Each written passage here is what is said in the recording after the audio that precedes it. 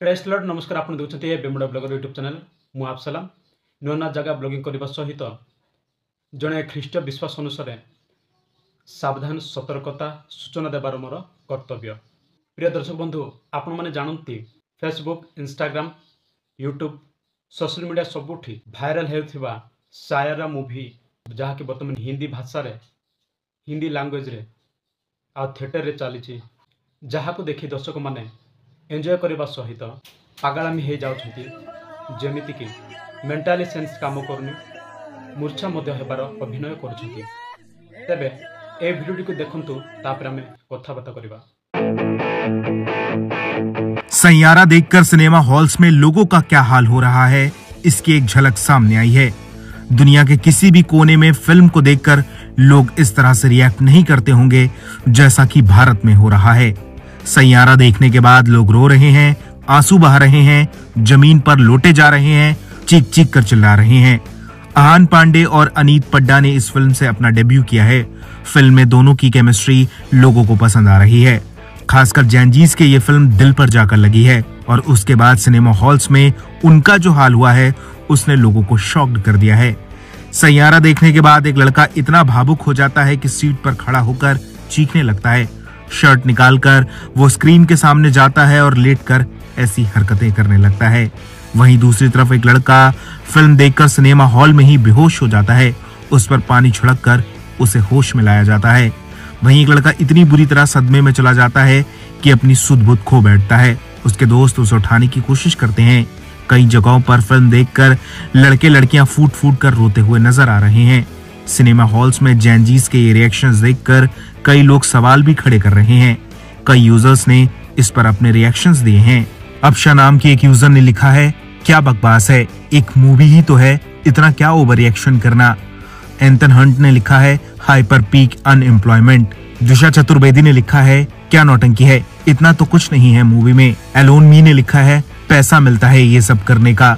Yours truly तहसीन ने लिखा है, पढ़ने लिखने की उम्र है। और यहाँ डेनिशा ने लिखा है, फिर बोलते हैं सरकारी नौकरी नहीं देते। मयूर अंकित ने लिखा है, that's why education is important, keep your emotions up too. Piyush ने लिखा है, मेरा देश बदल रहा है। मिताली ने लिखा है, what's name of the type of unemployment, any idea. Salman ने लिखा है, देसी दारू। वहीं कई और यूजर्स भी इस पर अपने अपने रिएक्शंस दे रहे हैं।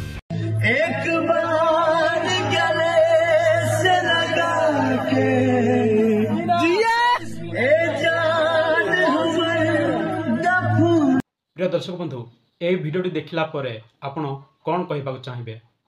पागल ना संक्रमित हो जाइथिबा रोगर प्रभाव ना प्रेम पागल?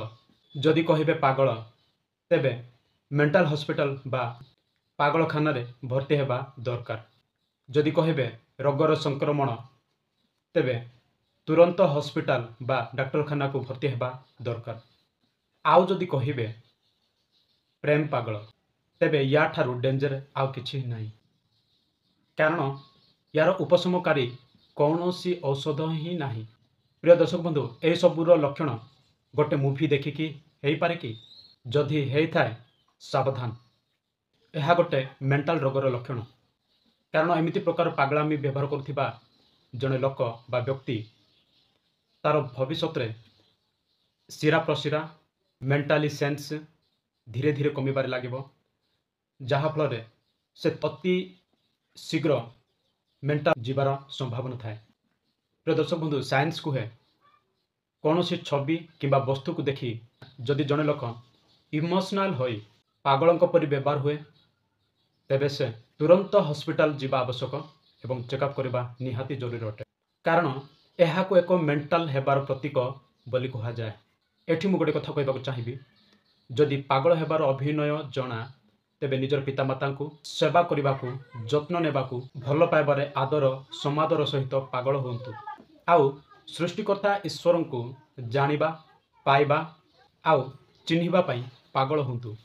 ए सबु कल्पना मूवी आउ कहानी गुड़िक देखि पशु परी हेबा अपेक्षा जड़े नॉर्मल व्यक्तिर स्वभाव जानतु आउ व्यवहार गुण प्रतिक्रिया देखंतु और शिखंतु। ए सबु आपणकर पागलामी प्रतिक्रिया द्वारा आपण लोक मानक कौन दर्शाउछंती किए जाने। सावधान प्रिय दर्शक बंधु विशेषतः कहबाक चाहिए मोर ख्रीष्ट विश्वासी मानू ख्रीष्ट धर्म अवलंबनकारी मानू एमिति प्रकार चक्षु अभिलाष आपण मैंने पढ़ु ना चक्षु अभिलाष जड़े पागल हेबार संभावना कमा को जीवार संभावना अनेक लक्षण बा रोगर आक्रांत पढ़िबार लक्षण खूब संभावना अटे। तेबे मुझे कहबाक चाहिए एमिति प्रकार भोग विलासरू फेरी आसतु समय सन्निकट एक महाविपद माड़ी आसुची पृथ्वी उपरे मनुष्य जाति एवं तार क्रियाकर्म हेतु सावधान। पवित्र बाइबल कहे जो माने मुभीर अभिलाष दर्शनर अभिलाष चलती फिल्म थिएटर को जीवार अभिलाष चलती से आम पवित्र बाइबल एमिति प्रकार कहे जदि आम पढ़ा प्रथम जहन 2:16 कारण शारीरिक अभिलाष चक्षुर अभिलाष व लौकिक गर्व संसार रे थिबा ए समस्त विषय पितांक ठारू नुहे मात्र संसार उत्पन्न होता है।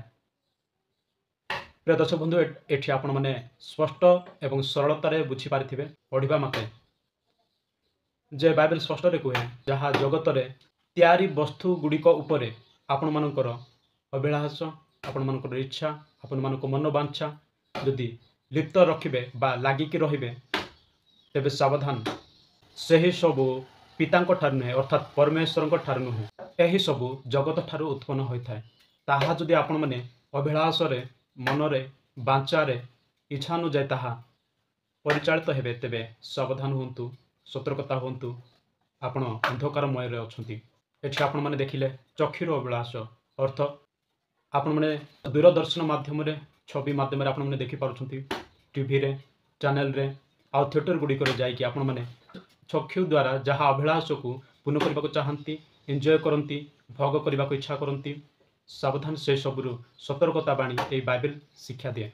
आउ जदि देखा हितोपदेश 23:33 तुम्भर चक्षु विपरीत विषय देख तुम्भ हृदय कुटिल कथा कह ये आप स्पष्ट आहरी बुझीपारे चक्षु विपरीत दिग को देख आ हृदय कठिल कथा गुड़िक कह अर्थ जदि आपण जेकोसी दर्शन रे चलती आ ताहा जदि हृदय विपरीत बा हृदयर इच्छार विपरीत को जाए तेबे ताहा चक्षुर अभिलाष बोली कहा जाए।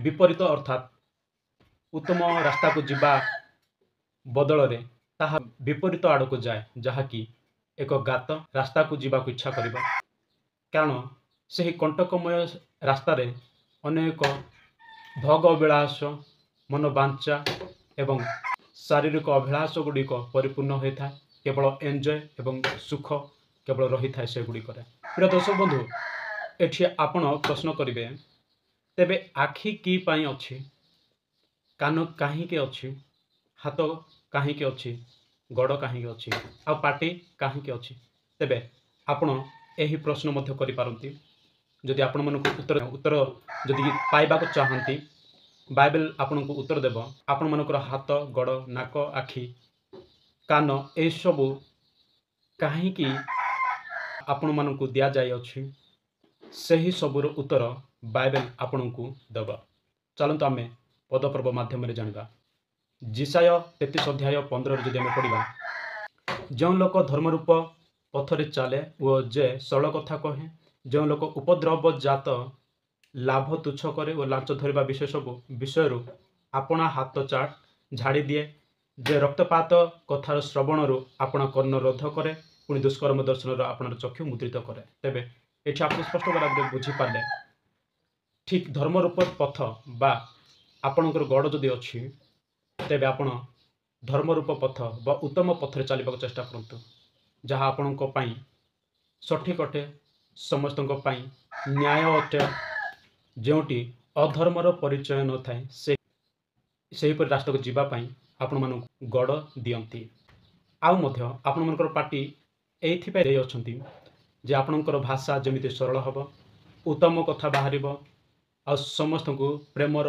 आदरर समादरर शब्द बाहर एइथिपाई आपण मन को पार्टी दे अच्छी तेबे आपण मनकर हाथ एइथिपाई दे अच्छी जो माने कि लांच देवाक चेष्टा करेंगे जो माने कि खराब व्यवहार करने चेष्टा करेंगे आउ शिखाती ए सबु आपण हाथ परमेश्वर दे अछंती। आ जदि आपण मान जी कि रक्तपातर कथा कहबाक चेष्टा करे आपण मानकर कान को रुद्ध करंतु, आपण मान कर्ण को बंद करंतु। एमिति प्रकार लोक माने खराब कथार व्यवहार विषय गुड़ा को आपण मानकु कथा कहबाक चेष्टा करेंगे। अकल्पित कहानी गुड़िक आपण मानकु पथभ्रष्ट हेबा पई कहबाक चेष्टा करेंगे। से सबुरु कान को रुद्ध करने को परमेश्वर कहती। आपण मानकु कान ए सबुरु सचेतन हेबा पई कान दे अछंती। आउ आपण मानकर चक्षु एथिपाई दे अछंती। दुष्कर्मर दर्शनरु आपण मानकर चक्षु को मुद्रित करंतु। बाइबल को है आपण माने दुष्कर्म कार्य गुड़िक को न देखिब, खराब दृष्टि को न चाहिब। एमिति प्रकार दृष्टि गोचर पाई आपण मानकु सावधान पाई आपण मानकर आखि को केउ प्रकार विषय को देखिबार विषय गुड़ाक को आपण मानकु चेतना दे सूचाए। तेबे प्रिय दर्शक बंधु आपण माने एठी तो आपण माने स्पष्ट भाव में बुझिले जानिले आपण मानकर कान, पाटी, चक्षु, गड़, हाथ केउ माध्यम रे कोथि पाई देइछंती परमेश्वर ताहा आपण माने मध्य जानि सकले। हबकुक 1 अध्याय 13 जदि आमे पढ़िबा, तुम्भे तो एपर निर्मल चक्षु जे मंद देखि न पार ओ तुम्भे कुटिलाचरण प्रति दृष्टि करि न पार, तेबे जो माने विश्वासघातकता करती सेमान प्रति काहेकि दृष्टिपात करुअछ ओ दुष्ट लोक आपण अपेक्षा धार्मिक लोक को घ्रास कला बेले काहेकि नीरव होई रहुअछ। एठी आपण स्पष्ट रे बुझिछंती आपण मानकु सरलता आ आवश्यक नहीं। आपण माने जदि आउ सावधान सहित शुणिबे आपण मानकर आखि जदि आपनकर विघ्नर कारण हुए, आपनकर हाथ जदि आपनकर विघ्नर कारण हुए, आपनकर गड़ जदि आपनकर विघ्नर कारण हुए, आपनकर पाटी, नाक ए समस्त जदि आपनकर देहर अंग प्रत्यंग जदि आपनकर निजर क्षतिकारक हुए, तेबे आपण कोन करिवे? चलंतु आ गोटे पद पढ़िबा चेष्टा करिबा। मार्क 9 अध्याय 47 रे जदि आमे पढ़िबा, पुणी तुम्भर चक्षु जदि तुम्भर विघ्नर कारण हुए तेबे ताहा उपाड़ी पकाओ। 2 चक्षु घेनी नरक रे निक्षिप्त हेबा अपेक्षा बरং 1 चक्षु घेनी ईश्वरଙ୍କ राज्य रे प्रवेश करबा तुमर पक्षरे भल। एठी आपण बिल्कुल स्पष्ट सरल रे बुझी पारिथिबे। आहर जदि पढ़िबा हमें आपण मानकर चक्षु आपणको पई कोन अटे आ ताकू आपण किपरि व्यवहार करबा आवश्यक अटे, बाइबल रु ही हमें जानिबा शिखिबा। लूक 11 अध्याय 34 रे जदि हम पढ़िबा, तुमर चक्षु शरीर प्रदीप, जेतेबेले तुमर चक्षु निर्मल थाए सेतेबेले तुमर समस्त शरीर मध्य आलोकमय हुए, किंतु जेतेबेले ताहा दूषित थाए सेतेबेले तुमर शरीर मध्य अंधकारमय हुए। देखंतु आपण स्पष्ट सरल भाव में बुझी पारिछंती। तेबे आपणकर आखि जदि आपणकर पई प्रदीप अटे तेबे आपण सुंदर भाव में एक रास्ता को एक जगह को जाई पारिबे। जदि आपणकर आखि रे कोनोसी कुटिल बा अंधकारमय हुए तेबे आपणक शरीर मध्य अंधकारमय हुए, ता अर्थ आपणकर शरीर खराब रास्ता आड़ को जीवार संभावना थाए। तेबे एठी बाइबल आमको चेतना दिए शिक्षा दिए, आपणकर आखि को जदि उत्तम रास्ता सठिक विषय को देखे तेबे आपणकर जीवन मध्य सठिक एवं उत्तम देखा दिए। जदि आपणकर आखि को निजे जदि अंधकारमय को जानती तेबे आपण मध्य अंधकारमय हेबे। सपोज एग्जांपल आपण जदि सामना रे एक गात थिबो, आपणकर आखि थाई मध्य जदि सही गात सीधा जीवे तेबे आपण से गातर की पढ़िबे नहीं। यह आपण लॉजिकली, मैजिकली एवं प्रैक्टिकली बुझिबा आवश्यक अटे। जदि आपण न बुझिबे आपण ही निजे एक विघ्नर कारण अटंती, अंधकारमयर एक पथक अटंती। तेबे मोर प्रिय दर्शक बंधु आपण मानको एठी कहबाकू चाहिबी, आपण माने कोनोसी मूवी माध्यम रे, कोनोसी हीरो हीरोइन मानक माध्यम रे एमिति जदि आपण माने आपणकर चक्षु को अंधकारमय आड़ को जीवाकू नेबाकू चेष्टा करेंगे तेबे आपण अंधकारमय को पहुँचे। जदि अंधकारमय रे आपण पहुँची गले तेबे आपणकर अवस्था कि परिजे हेबो ताहा आपण निजे जानती। तेबे एही मूवी माध्यम रे अनेक लोक माने पागलर अभिनय करुछंती, अनेक मेंटल सेंस मूर्छापण हेबार अभिनय करुछंती। तेबे सेमानकर ଅଭିନୟରେ ଲୋକମାନଙ୍କୁ କ'ଣ ଯେ ଦର୍ଶାଉଛି ତାହା ସେମାନେ ଜାଣନ୍ତି ନାହିଁ। ତେବେ ପ୍ରିୟ ଦର୍ଶକ ବନ୍ଧୁ, ଆପଣମାନଙ୍କୁ ଏକ ଚେତନା ଏବଂ ସାବଧାନ ସୂଚନା ଦେବାକୁ ଚେଷ୍ଟା କରେ ମୁଁ। ଏକ ବାଇବେଲ ଆମକୁ ସୁଶିକ୍ଷା ପ୍ରଦାନ କରେ ଖ୍ରୀଷ୍ଟ ଜୀବନ ହିସାବରେ, ଖ୍ରୀଷ୍ଟିଆନ ପରିବାର ହିସାବରେ, ଖ୍ରୀଷ୍ଟ ସନ୍ତାନ ହିସାବରେ ଆପଣମାନଙ୍କୁ ସୁନ୍ଦର ବାର୍ତ୍ତା ଆପଣମାନଙ୍କ ନିକଟକୁ ପହଞ୍ଚାଇ ଚେଷ୍ଟା କରେ। ଆଉ ଆପଣମାନେ ଏମିତି ବାର୍ତ୍ତା ଚେତନା ଦ୍ୱାରା ସଜାଗ ହୁଅନ୍ତୁ, ସାବଧାନ ହୁଅନ୍ତୁ। ତେବେ ଆପଣଙ୍କର ଜୀବନକୁ, ଆପଣଙ୍କର ଆତ୍ମାକୁ ସୁରକ୍ଷା କବଚକୁ ନେବାକୁ ଚେଷ୍ଟା କରନ୍ତୁ। ତେବେ କେବଳ ପରମେଶ୍ୱର ହିଁ ଆପଣଙ୍କୁ ସୁରକ୍ଷା କରିପାରିବେ। ପ୍ରଭୁ ଯୀଶୁଖ୍ରୀଷ୍ଟଙ୍କୁ ବିଶ୍ୱାସ କରନ୍ତୁ, ପରମେଶ୍ୱରଙ୍କ ପ୍ରତ୍ୟେକ ଆଜ୍ଞାକୁ ପାଳନ କରନ୍ତୁ। ତେବେ ଆପଣଙ୍କର ଜୀବନ ଅନ୍ଧକାରମୟରୁ ଆଲୋକମୟକୁ କଢ଼ାଇ ଆଣିବ। ଯଦି ଭିଡ଼ିଓ ଭଲ ଲାଗିଛି ତାହେଲେ ଲାଇକ୍, ସେୟାର, ସବସ୍କ୍ରାଇବ୍ କରିବେ। ଏମିତି ଛୋଟ ଛୋଟ ବାର୍ତ୍ତା ଆପଣମାନଙ୍କ ପାଇଁ, ମୋ ପାଇଁ ତିଆରି କରି ଆଣିବାକୁ ଚେଷ୍ଟା କରିବି। ତେବେ ପ୍ରଭୁ ଯୀଶୁଖ୍ରୀଷ୍ଟଙ୍କର ଦ୍ୱିତୀୟ ଆଗମନ ପର୍ଯ୍ୟନ୍ତ ଆପଣମାନେ ସଜାଗ ରୁହନ୍ତୁ। ଆଉ ଗୋଟେ ଭିଡ଼ିଓ ପର୍ଯ୍ୟନ୍ତ ଆପଣମାନଙ୍କୁ ନମସ୍କାର ରହିଲି।